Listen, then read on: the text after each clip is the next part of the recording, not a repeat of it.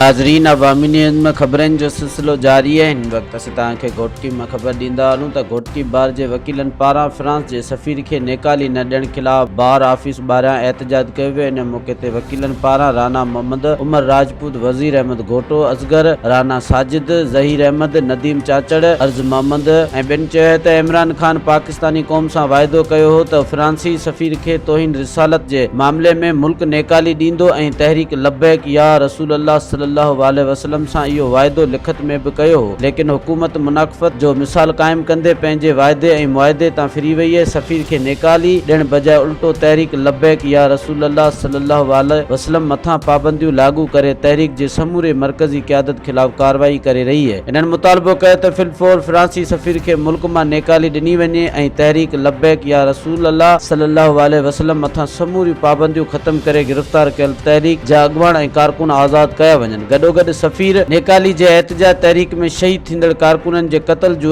FIR Punjab हुकूमत मथां दाख़िल करे शहीदनि सां इंसाफ़ कयो वञे। ॿी सूरत में एहतजाज जो दायरो वधायो वेंदो। मज़ीद खबरों और तफसीलात के लिए विजिट करें हमारी वेबसाइट www.awamiNewsHD.com।